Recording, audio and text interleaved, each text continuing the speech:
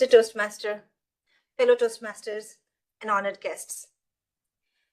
If you have ever joined Toastmasters, thought about it, or accidentally wandered into a room because there were some snacks, this letter is for you. Dear future Toastmaster, when I first joined, I wasn't chasing trophies or titles. I was just trying to survive the tech talks without sounding like a panicked GPS recalculating mid-sentence. My heart raced faster than the Wi-Fi during a Teams outage. Then one day, like many of you, I saw an email. Join us for the fall open house, UNC1 Talk Toastmasters. It was right here in this room that I walked in. And that first guest meeting changed everything about me today. I'm shaking, which is not really me usually. During my first table topic, I told the story of 5-year-old me with a bar of Dairy Milk chocolate and a gang of monkeys who wanted it more than me.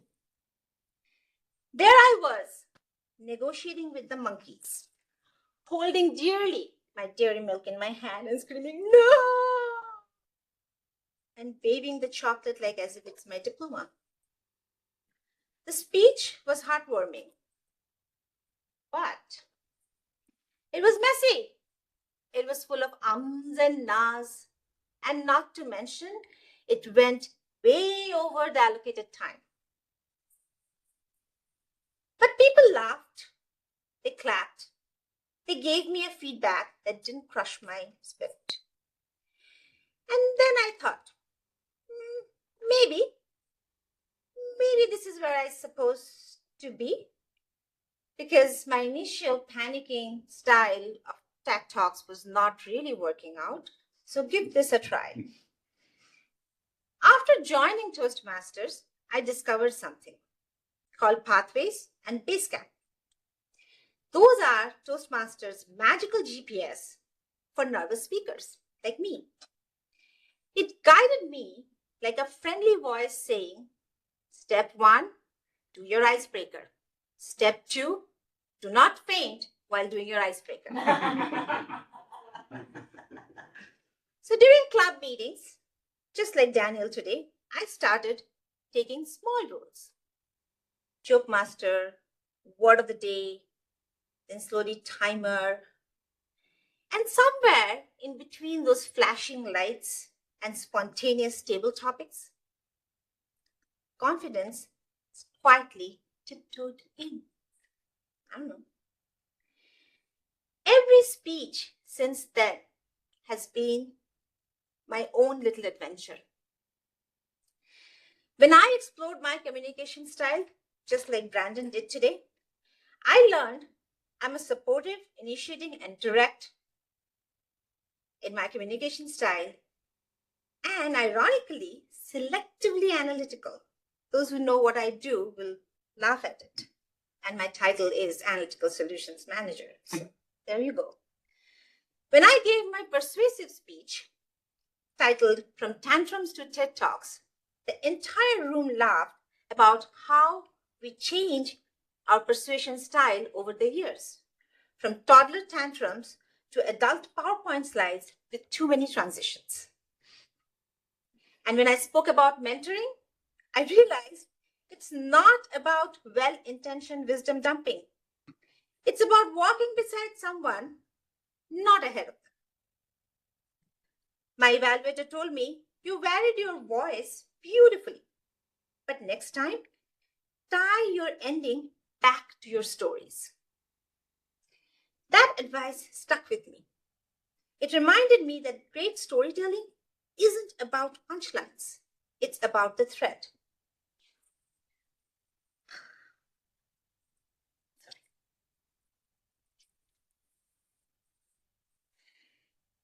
Then came one of the most chaotic and educational afternoon of my Toastmasters life.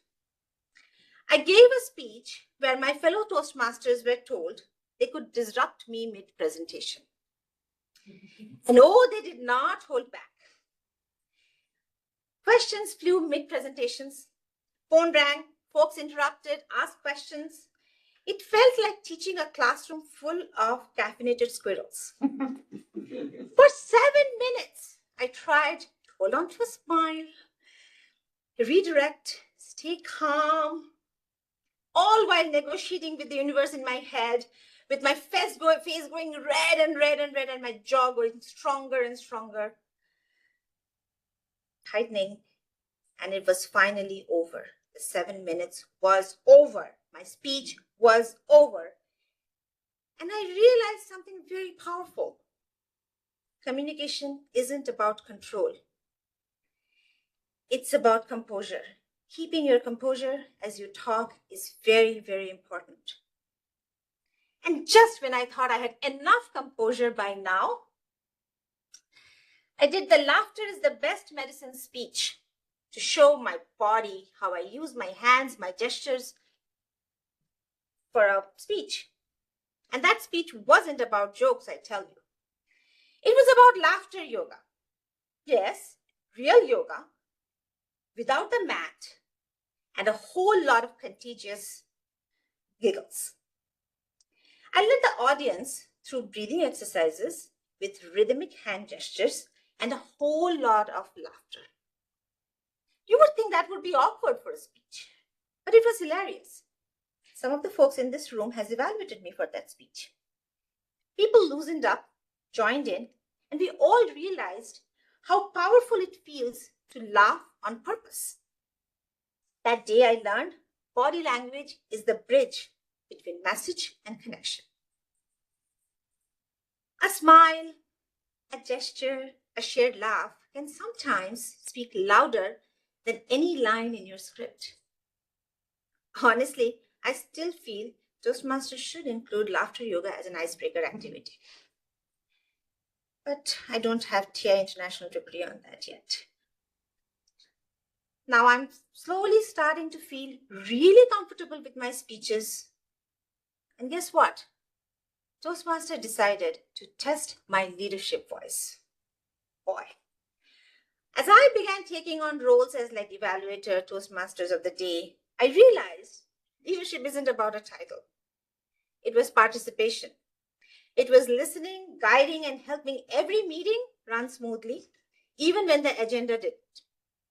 But those small roles gave me the courage to take on more, to help new members organize meetings, and yes, eventually say yes to bigger opportunities, like VP of membership and area director for the district. Evaluating others strengthened my active listening skills more than any workshop or webinar ever did. And taking on roles like Toastmaster of the Day or General Evaluator, let's say they're still in work in progress. But those are not my favorite roles, in case you didn't understand. But that's the beauty of Toastmasters. You never stop learning. Every meeting becomes a tiny lab of leadership, where empathy meets organization and laughter meets growth. Then came one of the proudest moments of my journey, winning the club's table topics. That little win gave me big courage. Soon I was speaking on big stages. I got invited as a panelist for the Triangle Women in STEM panel on AI in healthcare. I was in a panel full of PhDs and doctors, all talking numbers and quoting journals. When my turn came, all I had is stories. And I said, imagine you fall in love with a beautiful glass-top dining table. And you know everyone has it. Everyone got that shiny 20-seater dining table. You buy it impulsively and bring it to your 1950s home. And you realize it barely fits. And that's what adopting AI can sometimes feel like. The audience laughed, nodded, and connected. And I thought, wow, this is the magic Toastmasters gave me. Because while facts inform, stories inspire. When I look back, I see my journey as an orbit of growth. At its center is the sun, Toastmasters, radiating 4 values that didn't just light my path, they reshaped it. Anyone here knows the 4 values of Toastmasters? It's RISE, very easy to remember, but I goes before R. It's integrity, respect, service, and excellence. And around the sun, there were the brightest stars, my evaluators, and it would be impossible to be here without Elizabeth, who probably heard more of my speeches than my family has. And Sharon, our ever watchful grammarian. Wait till she starts saying how many ums and nas I did today. And of course, my club, my orbit. You never mocked my accent or my nervousness. You refined it. You became the family that let me stumble, sparkle, and soar. As I stand here now, completing my presentation mastery pathway, I think back to that first meeting, the monkeys, the chocolate, the laughter, and the fear. Oops, the monkey fell. Maybe the lesson was never about the chocolate. Maybe it was about learning to let go fear and hold on to courage instead. Toastmaster didn't just teach me how to speak, it taught me how to be heard, how to lead with a humor, how to handle disruption with grace, how to use our body language to connect before the first word is even spoken. So dear future Toastmasters, if you ever doubt yourself, remember this. No one starts confident. We all start nervous, awkward, and hilariously over the time limit. But if you keep showing up, you will find your story, your stage, your laughter. Because somewhere out there is a room full of Toastmasters and maybe a monkey or two waiting to cheer for you. With laughter, gratitude, and love. Rima, thank you.